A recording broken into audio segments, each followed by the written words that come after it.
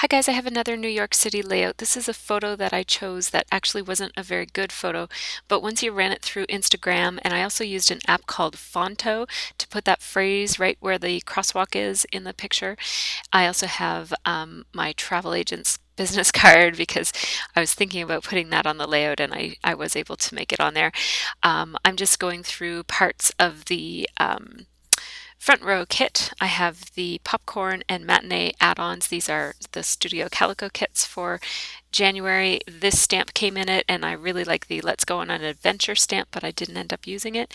And then I also really love this stamp, which is really relevant, which is kind of the reason that I pulled out some more New York City pictures is because that stamp was included in this month's kit. So there's a lot of die cuts and stuff, and so I just put my little divided saucer on the table and I just spread out the embellishments that I thought I was going to use on that.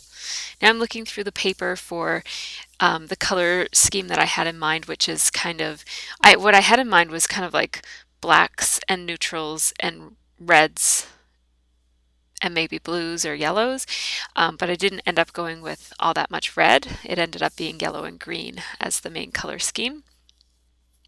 I started with the piece of vellum that came in the kit. It's a Studio Calico vellum, and you can't see it in the video, but check out the pictures at the end because you might be able to see that there's a really faint chevron pattern on that vellum.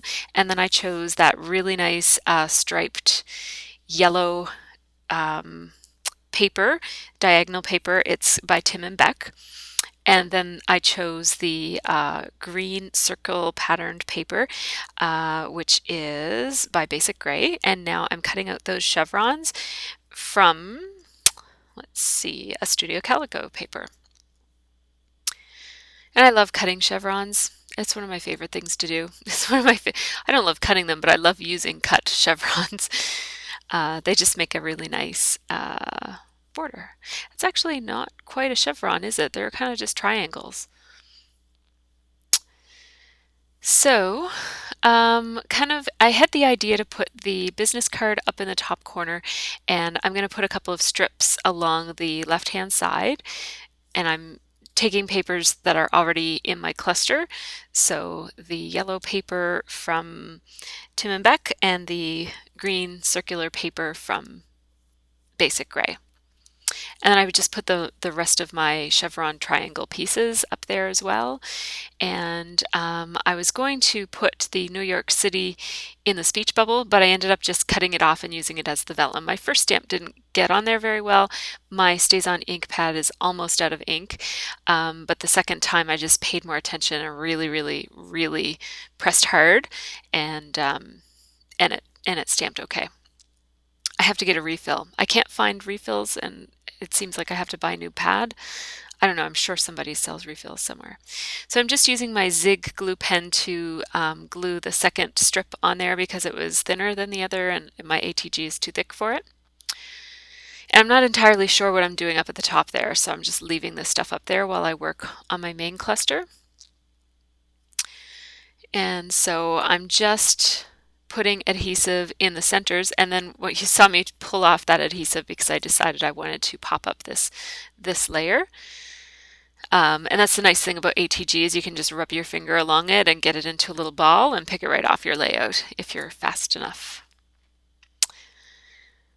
So that's my main cluster of embellishments. I thought about adding a bit of black just around one of the layers just to kind of ground it a little bit. And then I decided to cut a zigzag pattern. This is using the Tasteful Trims Bigs die from Stampin' Up! So I have to use my extended cutting mats for this. And so I always keep the offcuts too because it makes a nice little zigzag on the offcuts as well. It's just not a double zigzag. And I'm not sure what I'm doing here. I've kind of disappeared for a minute. So yeah, I like that paper with the arrows all over it, although you can't really see that they're arrows in this layout because it's such a tiny part of it. But I think that just kind of grounds the layers a little bit. So I added the extra little piece I cut off up to the top, and now I'm just going through all of my miscellaneous tidbits of stuff. So this would be all a combination of Elle's Studio, Avalicious and Studio Calico die cuts that I've received through either buying them or getting them in kits. I keep them on those tags with repositionable glue. I pulled out those twine and ink labels that are yellow from the other kit, so I just keep a little miscellaneous array of stuff over to the left there. And then you see me looking through my die cuts. I'm keeping my die cuts in these little boxes now by collection. I don't have a ton of them, so this is working for me so far. The boxes are big enough that I have enough room to kind of root through and be able to see lots of stuff all at once, but they're small enough that I can store a whole bunch in a drawer in my scrap room. And you'll see me pull that out again. So I'm just adding that shipping tag in there. And I trimmed down the vellum so that the shipping tag would show, and then I immediately regretted that, so I'm just shifting the vellum over. I hadn't trimmed it enough on the right side, so I was able to move the vellum over a little bit. I didn't want the brown circle part showing through. I like it just kind of the shadow of it through the vellum. So now these are journal letter stickers. So the font is called Journal, and they came with the kit. They're in a really nice glittery black foam. And I love this. This is one of my favorite fonts.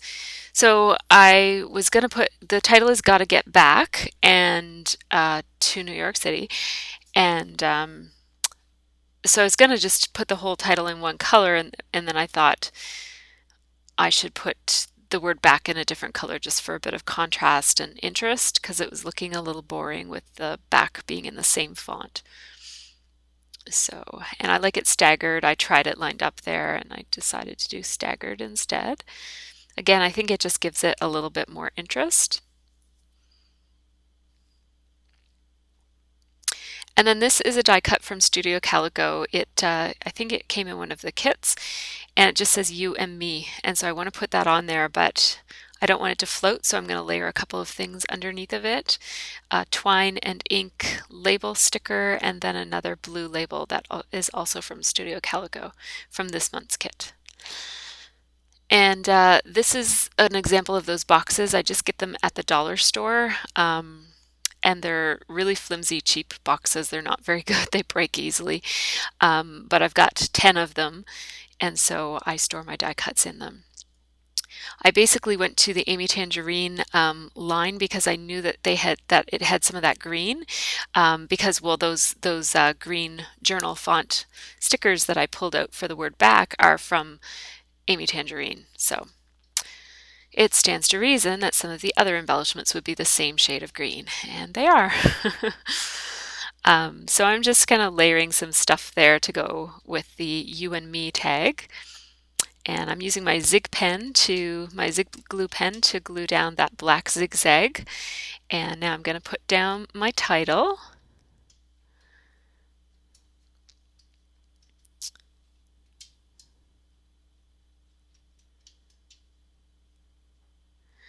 And so as I'm putting down the word back, I'm noticing that the black zigzag behind it is a little distracting. It takes away from the readability. So I decided to take those letters off and put one of those twine and ink labels. And then it looked a little stark. So I'm going to take those off again. And I was going to put that little die cut in there, but then I decided to use a piece of Amy Tangerine washi tape. And that just softens it up a little bit, but still the word back is still readable. At this point, I wish I had outlined that arrow, because the arrow does kind of get lost in the final product of the layout. This font does not have any brackets, which is unusual. Most thickers do, so I'm just taking the Q and cutting it off. But the other Q, for some reason, didn't have as much of a little curve part to it, so I had to cut into a third Q to get two brackets that actually looked like brackets. And I also put an asterisk because I love asterisks, so I'm always using those on my layouts. Now these are some Jilly Bean die cuts that I won from Two Peas in a Bucket from their CHA online social, and they weren't very well die cut very well, so I had to take my little scissors and cut out some of the parts. And I'm going to layer of wood veneer, but even still I wanted to just tidy up some of the places that are white, that are just showing where the die cut kind of ripped as it was cut in the machine. And then there were also just parts of it that didn't look quite right. So I used Gumball Green Stampin' Up! Ink and a blender pen. And you just kind of get some ink on the lid of the ink pad, and then you just pick it up with your blender pen, and then you can just put it on things. So it kind of is a way of making an ink pad into a bit of a marker, and it comes out a bit lighter than the ink would come because the blender pen has a solution in it that kind of waters down the color a little bit. So while I was talking, I just added a couple of things. I don't think I added anything new, but I just glued some stuff down. And now I thought about just making that business card smaller, but it looked weird. It looked like a business card that was cut down, so I didn't do that. And then I just glued that vellum speech bubble and then cut off the speech bubble part of it. So basically, her business card is very tropical, and I'm talking about a potential trip to New York City, so I just kind of put the city skyline over top of it, and it kind of, anyways, I like the look of it. I think it looks kind of cool, but it doesn't really have any real reason that I did it that way. It just, that was something to do. And now I'm thinking about bringing some patterned paper into that little cluster. I kind of felt like it needed something besides just the business card, something to kind of bring some of the cluster, the main cluster, into it, but I just couldn't get anything that worked. Like I tried a hand cut circle, I don't know, I tried a bunch of different ways to get paper on this, and I ended up not liking any of it. So I just went with my original idea, which was to put that zigzag and then the other zigzag and no pattern paper at all. So, oh yes, the way that I did the pattern paper is, you'll see in a second. So now here's another idea I had that didn't end up happening. I was going to put a layer of washi tape in behind. And yeah, I mean, it just kind of, I don't know, I just didn't like it. I love that washi tape. I just, and I've used it on a couple of cards, but I haven't figured out how to use it on a layout yet. So again, I'm trying to get some of those pattern papers onto it, and then here is where I decided to use my heart-to-heart stamp by punching up, my heart-to-heart punch by Stampin' Up, and punched out some pieces of pattern paper in those two patterns that I already had on there. Woo, the light changed there. So I had gone out at this point and come back, and so I'm outlining those hearts. I'm outlining them quite thick, just to kind of bring some black up into that part of the layout because of the gotta get is such a kind of bold. So I wanted something kind of skinny bold, if you know what I mean.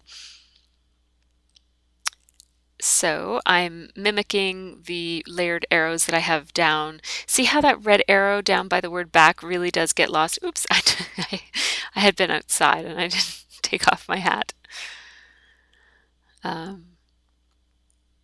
Yes, I'm just trimming it up, and now I'm deciding on which color of mist I'm going to use. So I was thinking about that yellow, the taxi yellow. I couldn't tell if that was going to be too neon-y bright, but I thought on gray it might not look so bad.